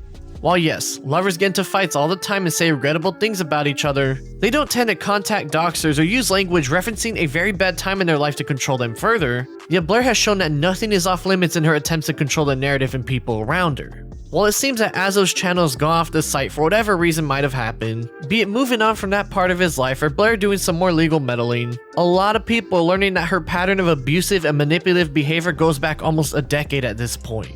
If you thought this was all to say about her, there's still some more. Because if there's one thing we've learned about Blair, she does not and will not give up in her attempts to silence and control people. A week after sending that cease and desist to Oz, Blair would also attempt to scare his family and send one to his dad's address as well, not knowing that they moved out since then. People would also find her botting subscribers on her channel whenever she lost a certain amount of fans, and she would end up getting dropped by more sponsors, that being Factor, Stitch Fix, and ExpressVPN, with those three being big companies who are now aware of the heinous actions of her career. Her Patreon would also get mass supported as well, though it's worth pointing out this is more so people witch hunting than her actually breaking any rules on the site. They would even find an alt account of hers when combing through Twitter for any new news to report about her. Around this time, a YouTuber named CB2 was making videos covering all the new Illuminaughtii stuff because it makes good money, and part of that was him going into her Discord server and leaking stuff for people to see. Some of that includes Blair making this long post on May 17th that year, talking about the recent drama going on and how she's mostly on lockdown from the internet and working with her legal team to get back at those ruining her public image, even proposing a movie night one night in early June just a few weeks later. At one point, someone named Charlie would even ask if she wanted to come on an interview on their channel to make a statement, but she would pass on this for obvious reasons. It's innocent enough and he wasn't outwardly harassing anybody in the server or anything like that, but things that get bad as Charlie, the person who you saw asking Blair for a quick interview, ended up being his friend in on his trolling escapade. He was around 15 or 16 years old at the time, and they would end up getting into contact with a user on the server who said they draw other art, clearly implying what you're thinking right now. They would ask if he wanted to see this other art and admit that it was pornographic artwork, in which they would send a link to a folder full of it and he would finally say he was underage to them right after. CB2 would become aware of this and tell his friend he was reporting them to a mod on the server as things went from harmless trolling to very serious pretty quick, in which he would end up getting banned from the server in the process as he tried to contact Blair herself. A mod in the server will even say that they believe it was just trolls trying to rustle some feathers, and Blair herself will come out and state that she knows about him milking her name and trolling her server for views on his YouTube channel, saying she reported him to her private investigator and is trying to get him legally served for harassment. CB2 would actually talk about this in a video on his channel, saying how he believes she's just trying to scare him into silence. I believe she chose me to target because, well, I'm an easy target. I'm an 18-year-old getting started on YouTube, and I didn't get under your skin enough that you're willing to send a personal investigator to investigate my life. I want to say that I 100% believe that this is a scare tactic. I want to clarify that these will not affect my updates whatsoever. If there is an update on this situation, I will have a video out. While we don't technically know if the other person was ever banned from her server or not, I'm willing to bet they were, because I don't think anybody in their right mind would keep someone around who has hard proof of not asking for someone's age before sending NSFW material to them. Just as things seem to start settling down a little bit, Madison would come out and drop her own video on Blair on July 26, 2023 for the world to see. While a lot of it focuses on Blair's beginnings on YouTube and stuff we've talked about already, the final section is dedicated to her experiences with her throughout her time making content online. She would get into that story of how it seemed Blair copied her video and give more insight on her mindset at the time, like how Blair has a team and maybe it was a team member of hers who saw the video and subconsciously copied her without realizing it, basically giving a lot of the benefit of the doubt before sending that first DM her way. Madison would say how Blair would subtweet about her and make Instagram posts talking about her, but she doesn't show any proof of that, going on to mention that podcast we talked about earlier when she was trashing on her for no reason. She would eventually get fed up with what was going on and make that video of hers talking about how Blair had been treating her, in which Blair would make those infamous tweets alluding to making a stream about her just to cause more misery her way. She would go on to say how during all this stress, Blair apparently knew she was pregnant as she talked about it online, and other people start to talk bad about her as they realized she was dragging things on and painting her in a bad light for no reason other than malice. Madison would then go on to show never before seen evidence of Blair in DMs with her, alluding to making a whole video about it for her at the time 700,000 subscribers to see as things were still going on. She would go on to write this long message saying she had no idea why she's acting this way, but is willing to delete that section of her video so long as they can talk things out between each other. Blair would then respond saying that if they could work things out privately, she would cancel the stream and the production on subsequent videos as in plural, meaning she was either actually planning to make more than one video on Madison, or she was bluffing and using fear tactics to silence and control her. Madison would then show her planning to talk to her on whatever video chatting site she wanted to, and they would go on to do it on Instagram itself before talking for about 3 hours total. She would also mention this website that made an article about her and say she should try to sue him, in which Madison would tell the viewers watching the video that it's just basic clickbait stuff and not really a big deal. She then explains how the call at the time was a positive one, but in hindsight realized that Blair being nice to her was a combination of growing public backlash plus wanting to quell and silence her from talking bad about her in any way further.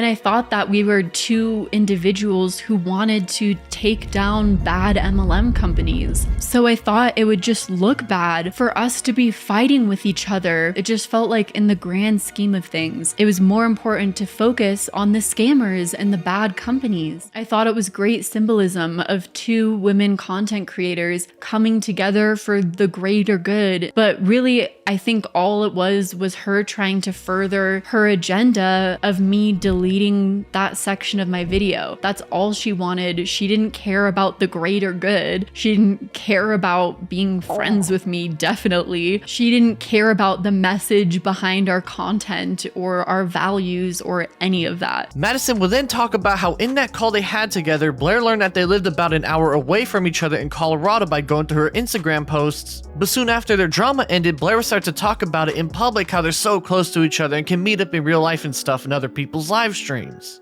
We both found out we both live in Colorado and we live like an hour away from each other. I'm hoping maybe once like the COVID stuff chills out or whatever, that we can actually go get a tea or a coffee. So on top of that, after Blair made that post talking about how they came to an agreement and their beef was over, just a few days later they would both go their separate ways and never talk to each other ever again.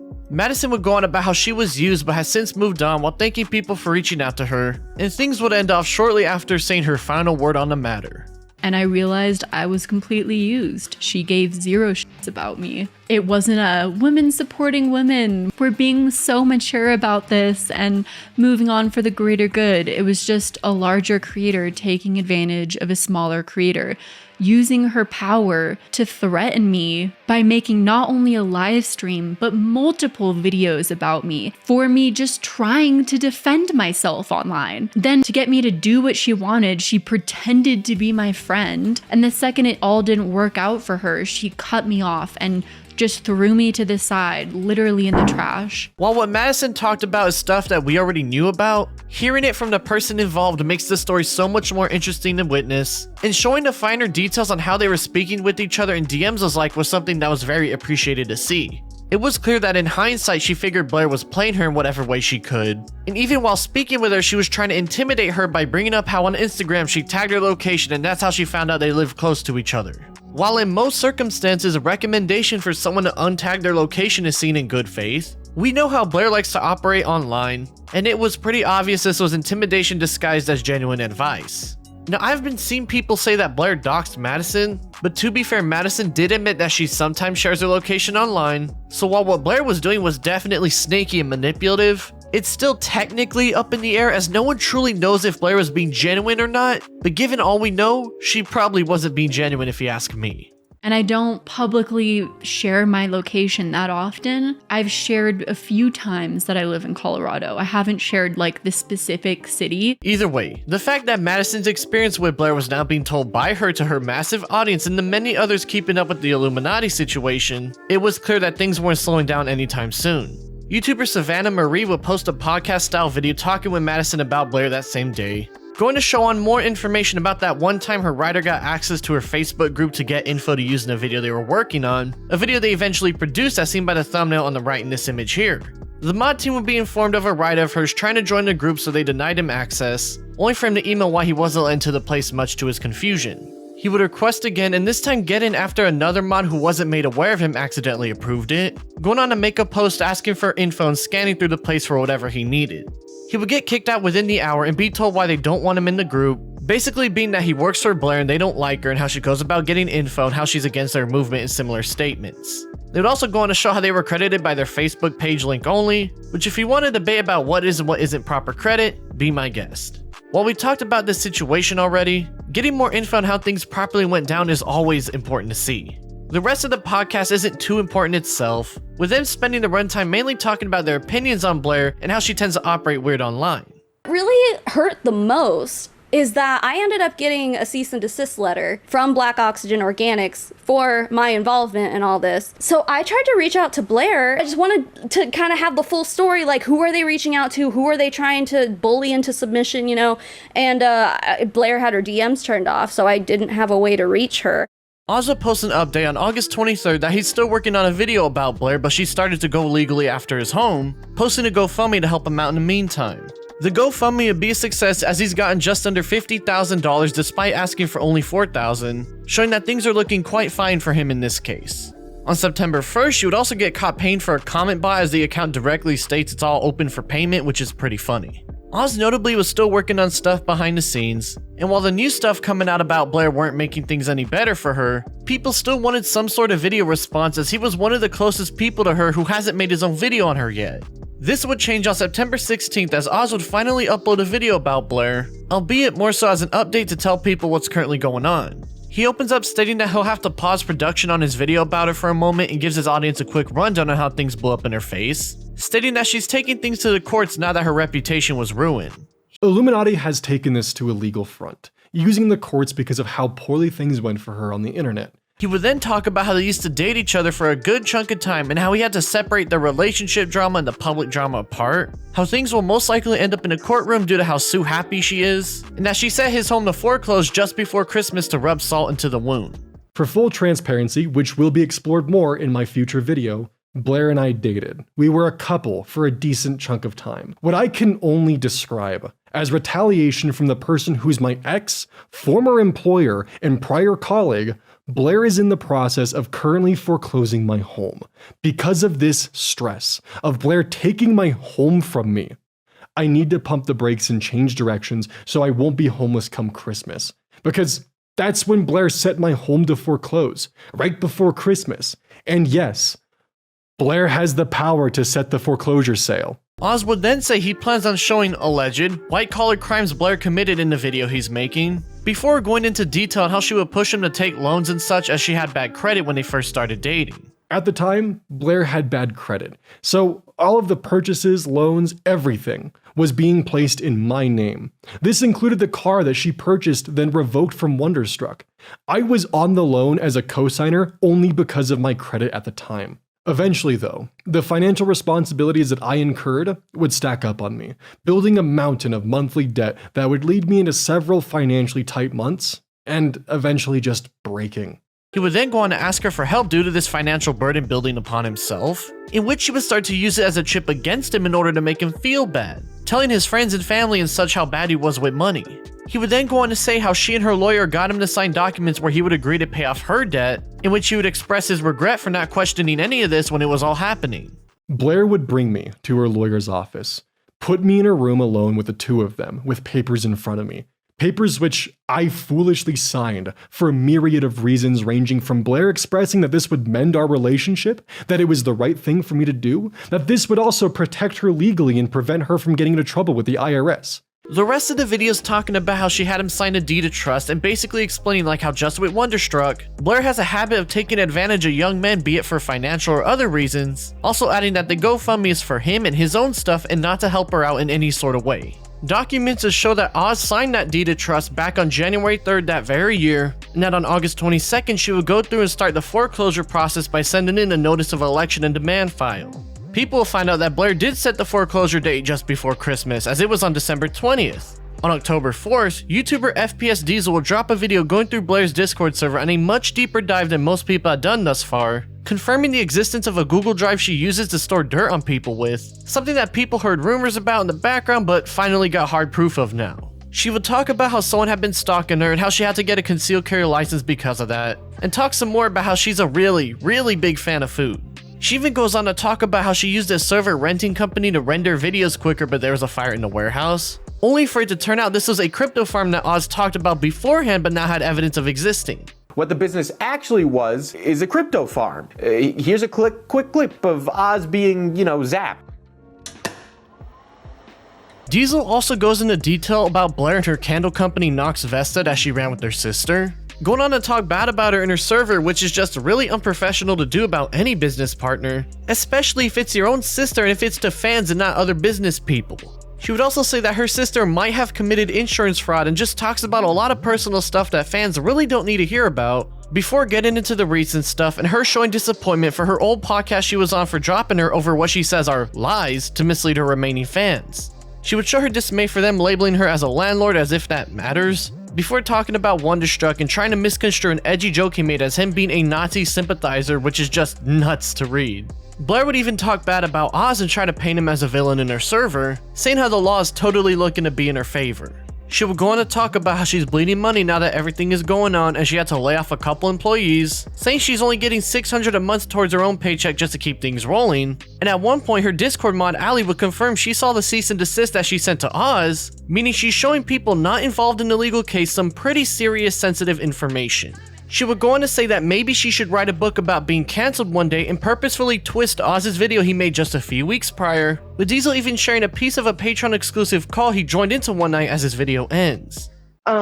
We were discussing up there about doing like kind of things to do when the channel comes back, the lawsuits are over, you know, all that kind of fun jazz, and how to like really help make like a separation between like me and then like the brand, you know, air quotes, the brand. On November 23rd, a former employee named Felix the Kit Kat would come in and announce that Blair was suing them in retaliation for things he said about her to people online.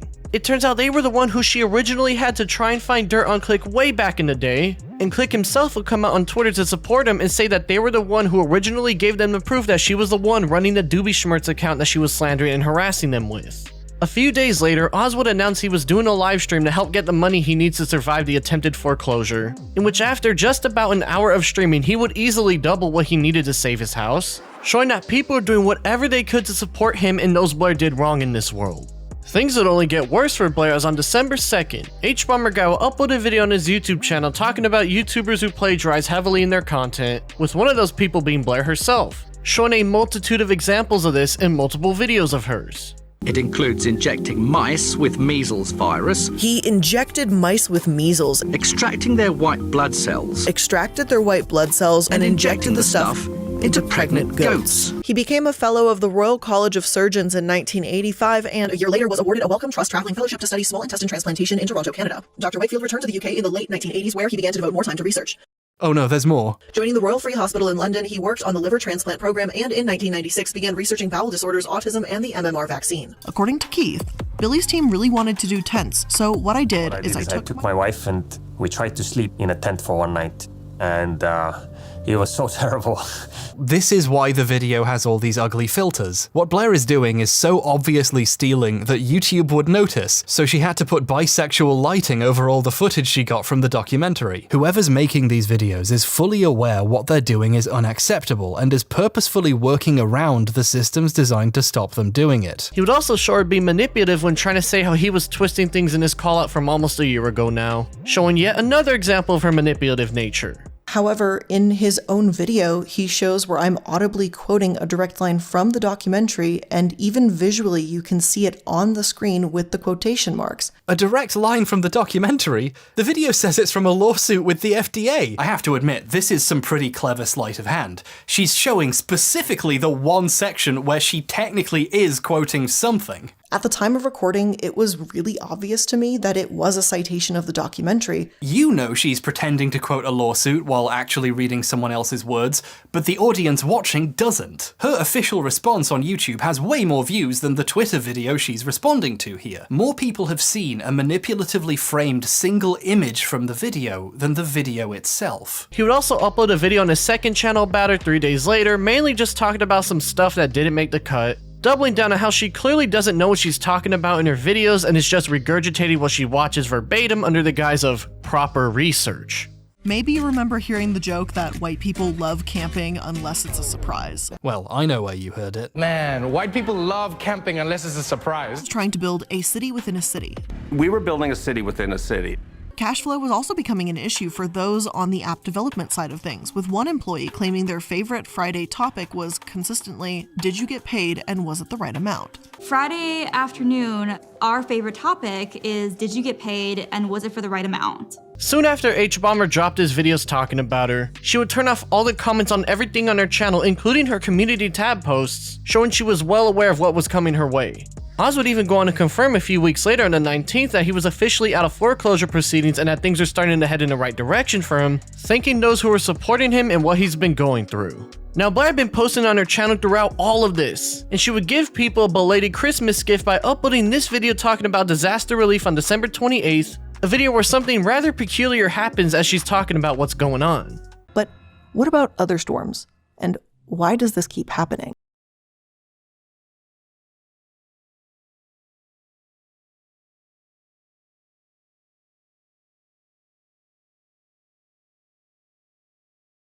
This goes on for the next 4.5 minutes. Given that video is still up on YouTube as of this video, clearly her and her team just decided to throw in the towel and move on to their next project.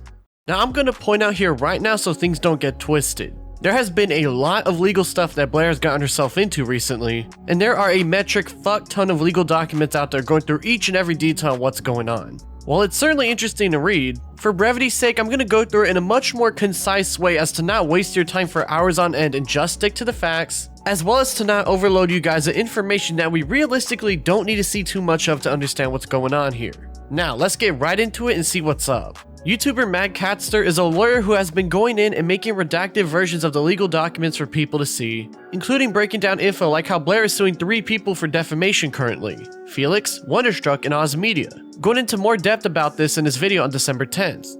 Oz would confirm it as such just 2 days later on Twitter, meaning that even though he was able to save his house, he now had to fight what could be multiple years in the courts against a person with a lot of money alongside Wonder and Felix. However, Catster would also go on to show in another video that Blair hasn't paid some taxes to the Colorado government starting around 3 years ago now. The state of Colorado would equate it to $26,000 as of recent, meaning she owes that plus interest, showing that she's not in a very stable financial state as of recent times. This theory is added onto as he shows a creditor is going after her for just over $3,500. Again, not a lot of money for somebody who was supposedly making pretty good money before her career fell apart, showing that things are getting rocky for her in her financial life. Catster would upload another video going over a motion to dismiss that Oz and his legal team filed. That which includes info like Blair and her counsel trying to use petty emotional stories like him apparently cheating on her that have zero evidence to, and most importantly, have nothing to do with the actual legal issue to poison the well and or waste people's time with the case. Catster even points out that Oz's team said themselves that none of this matters to her business at all.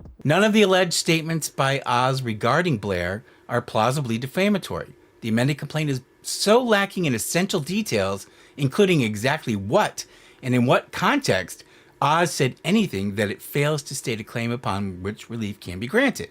Further, none of the vaguely described statements alleged in the amended complaint pertain to Plaintiff Pyramid Entertainment LLC, and as such, it cannot state a claim for defamation against Oz. In other words, what they're saying is everything she's alleged that he said, it's basically to deal with her. It has nothing to do with her company. And that's also like with the breach of contract claims, it's kind of bizarre to me and ridiculous that how are they breaching contract when all of this stuff that's been discussed so far is all personal stuff. It's not business related, other than they're alleging that Oz contacted one of Blair's employees. Other than that, there's nothing business related in what she's claimed. Blair's team would respond to the motion to dismiss, basically saying again how Oz apparently cheated on her and that he apparently falsely accused Blair of abuse. The caster points out how the courts need to see evidence with details and such and not just their word. Otherwise, it's all just a waste of everybody's time and, most importantly, their money.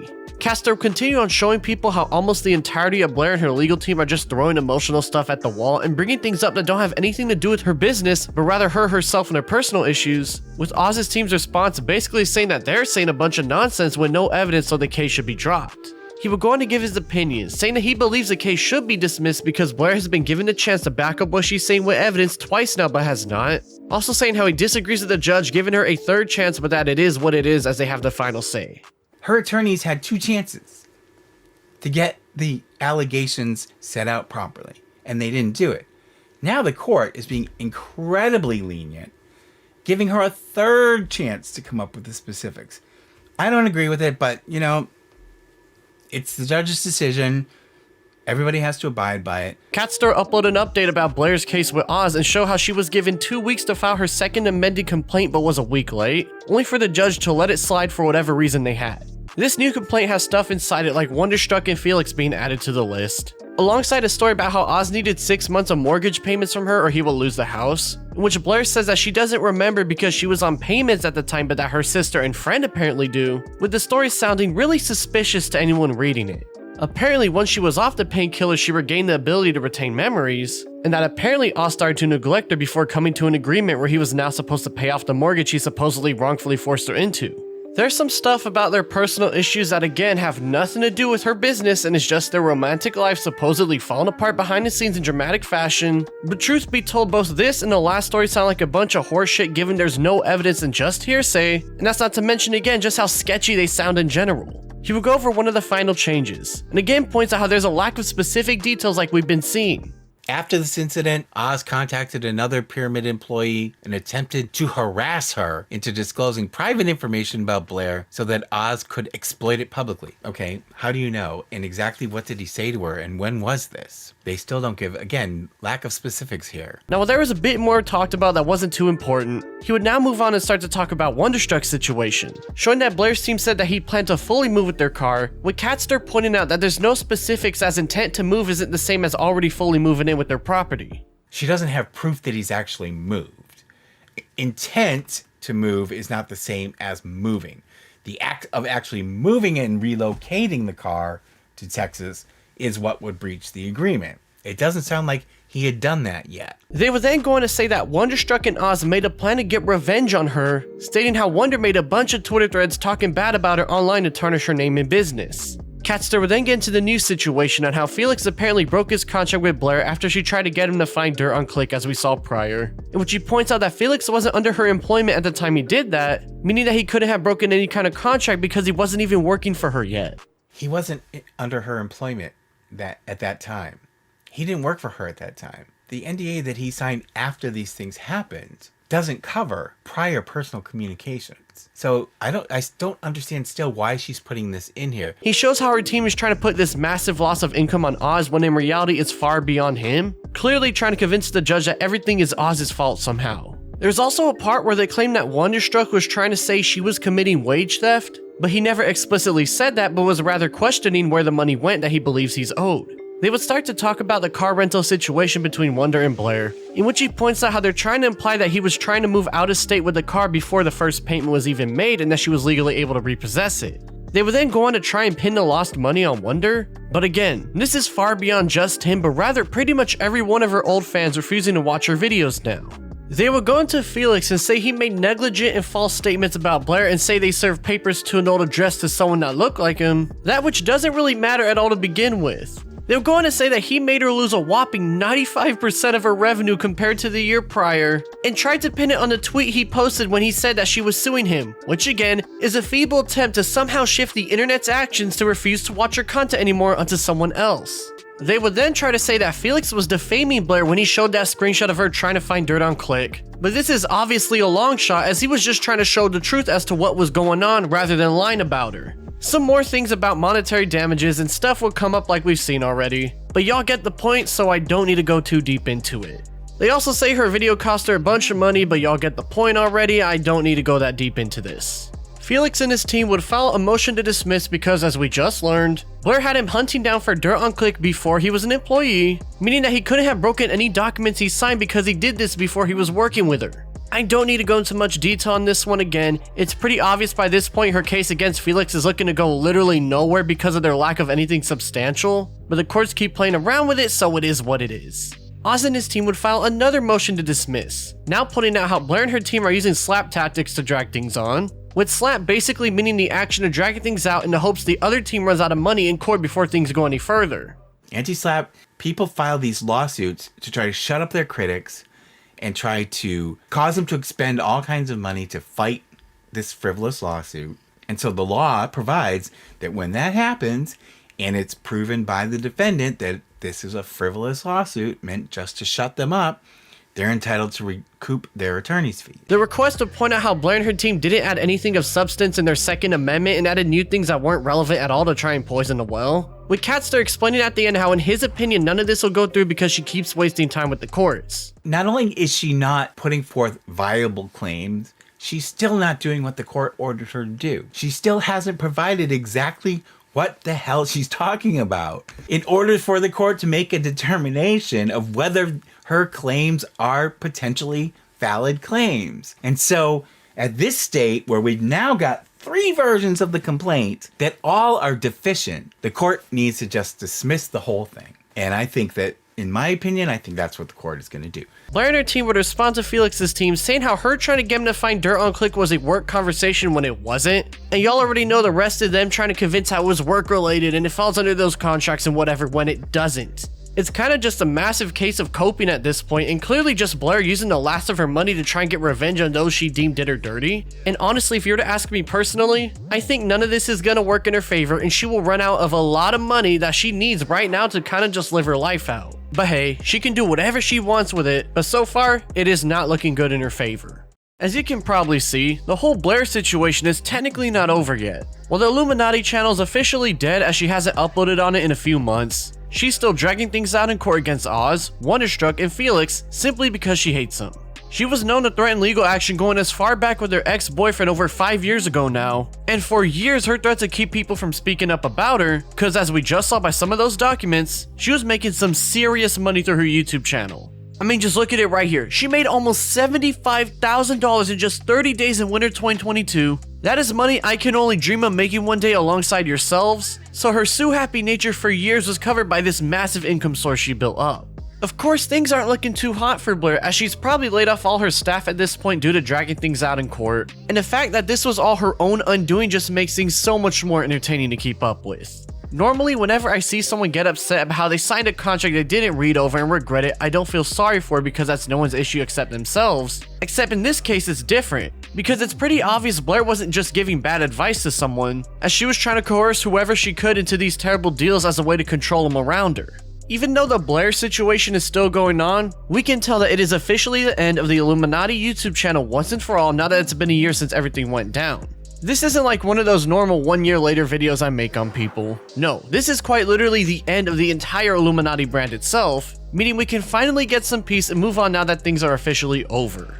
As expected though, the court battles are still dragging on, as Oz updated his GoFundMe on April 24th, 2024, showing that he spent just under $40,000 in legal fees against Blair, with the invoices starting from September 2023 to the latest being just around a month ago as of this video. Blair hasn't been heard from in her Discord server since February 19th, 2024, with the users stating their opinion she must have officially thrown in the towel and is moving on to another project, whatever that project may be. Some people suspect she'll try to revive her Prism of the Past channel, but given it's already associated with the Illuminaughtii brand, that's not likely at all. Catster and others will continue to update people on what's going on with Blair's court battle until it ends, such as this newest video on the case where things are getting even worse for her. For me, however, I think I'm gonna drop out of this race for the time being and let the real life court stuff run its course. I hope that Oz, Wonderstruck, and Felix get their cases dismissed with prejudice so Blair can't file the same thing against them ever again, and I hope they'll move on from this as soon as possible. Both their channels seem to be doing pretty solid, with Wonderstruck focusing more on his second channel as of late, and while Felix isn't a public figure in his own right, he doesn't seem to be in any trouble given how his legal case is heavily in his favor so far. I'm hoping everybody affected by Blair can move on from all this, and even though the court battle could last for another couple of years, we can again at least officially say that it is the end of the entire Illuminaughtii brand once and for all.